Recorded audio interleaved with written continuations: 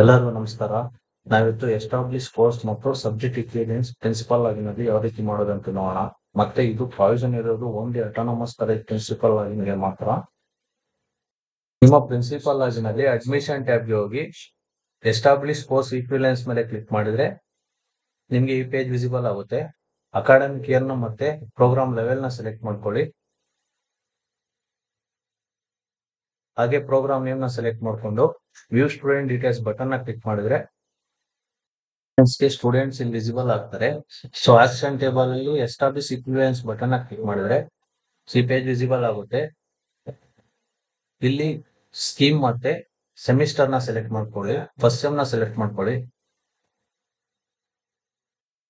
ಇಲ್ಲಿ ನಿಮ್ಮ course code ನ ಸೆಟ್ ಮಾಡ್ಕೊಳ್ಳಿ. ನಿಮ್ಮ ಟಾರ್ಗೆಟ್ ಕಾಲೇಜ್ ಅಥವಾ ನಿಮ್ಮ ಟಾರ್ಗೆಟ್ ಯೂನಿವರ್ಸಿಟಿಯ ಕೋರ್ಸ್ ಕೋಡ್ ನ ಇಲ್ಲಿ ಸೆಟ್ ಮಾಡ್ಕೊಳ್ಳಿ.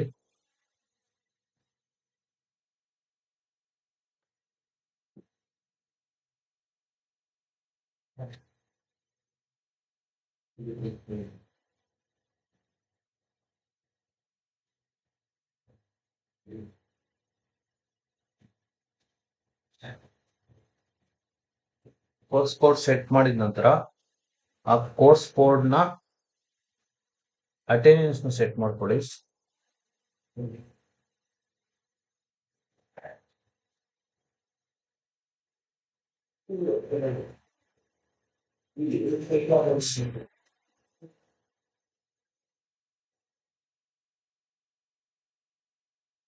ಎಲ್ಲ ಸಬ್ಜೆಕ್ಟ್ ನ ಅಟೆಂಡೆನ್ಸ್ ನ ಸೆಟ್ ಮಾಡಿದ ನಂತರ ರೇಡಿಯೋ ಬಟನ್ ನ ಕ್ಲಿಕ್ ಮಾಡಿ ಸೇವ್ ಅಂತ ಕ್ಲಿಕ್ ಮಾಡಿದ್ರೆ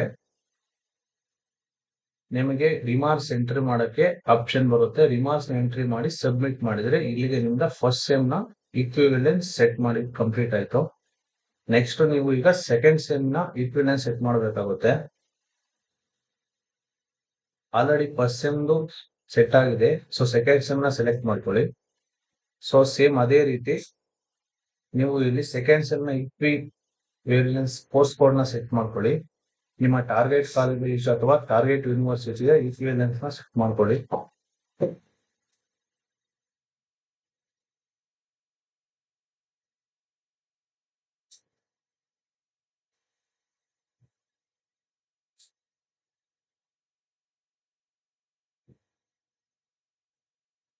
ನಿಮ್ಮ ಟಾರ್ಗೆಟ್ ಕಾಲೇಜ್ ಅಥವಾ ಟಾರ್ಗೆಟ್ ಯೂನಿವರ್ಸಿಟಿಯ ಇಕ್ವಿವೆಲೆನ್ಸ್ ಕೋರ್ಸ್ ಕೋಡ್ ಸೆಟ್ ಮಾಡಿದ ನಂತರ ಸೊ ಅದೇ ಎಲ್ಲಾ ಕೋರ್ಸ್ ಕೋಡ್ಗೂ ಅಟೆಂಡೆನ್ಸ್ ನ ಸೆಟ್ ಮಾಡ್ಕೊಳ್ಳಿ.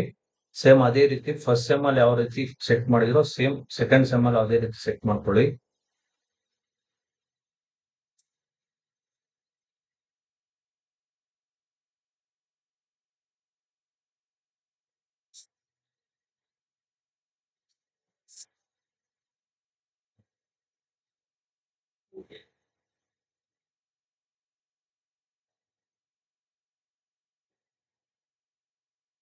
ಸೊ ಸೆಟ್ ಮಾಡಿದ ನಂತರ ರೇಡಿಯೋ ಬಟನ್ ಕ್ಲಿಕ್ ಮಾಡಿ ಸೇವ್ ಅಂತ ಕ್ಲಿಕ್ ಮಾಡಿದ್ರೆ ಸೇಮ್ ನಿಮ್ಗೆ ಅದೇ ರೀತಿ ರಿಮಾರ್ಕ್ಸ್ ಗೆ ಬರುತ್ತೆ. ಸೊ ನಿಮ್ಮ ರಿಮಾರ್ಕ್ಸ್ ನ ಎಂಟ್ರಿ ಮಾಡ್ಬಿಟ್ಟು ಸಬ್ಮಿಟ್ ಕ್ಲಿಕ್ ಮಾಡಿದ್ರೆ ಇಲ್ಲಿಗೆ ನಿಮ್ದು ಫಸ್ಟ್ ಮತ್ತೆ ಸೆಕೆಂಡ್ ಸೆಮಿಸ್ಟರ್ ಈಕ್ವಿವೆಲೆನ್ಸ್ ಸೆಟ್ ಆಯ್ತು. ಈಗ ನೀವು ಈಗಾಗಲೇ ಸೆಟ್ ಮಾಡಿರೋ ಈಕ್ವಿವೆಲೆನ್ಸ್ ನ ವ್ಯೂ ಮತ್ತೆ ಮಾಡಿಫೈ ಮಾಡಬೇಕಾದ್ರೆ ಆಕ್ಷನ್ ಟೇಬಲ್ ಅಲ್ಲಿ ವ್ಯೂ ಈಕ್ವಿವೆಲೆನ್ಸ್ ನ ಕ್ಲಿಕ್ ಮಾಡಿ. ಇಲ್ಲಿ ಸೆಮಿಸ್ಟರ್ ನ ಎಂಟ್ರಿ ಮಾಡಿ. ಸೊ ಇಲ್ಲಿ ಕೆಳಗಡೆ ನಿಮ್ಗೆ ಎಡಿಟ್ ಆಪ್ಷನ್ ಇರುತ್ತೆ. ಅದನ್ನ ಎಡಿಟ್ ಮಾಡಿದ್ರೆ ನೀವು ಕೋರ್ಸ್ ಕೋಡ್ ಮತ್ತೆ ಅಟೆಂಡೆನ್ಸ್ ಎರಡನ್ನು ಚೇಂಜ್ ಮಾಡ್ಕೋಬಹುದು. ಇಲ್ಲಿಗೆ ನಿಮ್ಮ ಈಕ್ವಿವೆಲೆನ್ಸ್ ಸೆಟ್ ಮತ್ತೆ ಮಾಡಿಫೈ ಮಾಡೋದು ಕಂಪ್ಲೀಟ್ ಆಯ್ತು.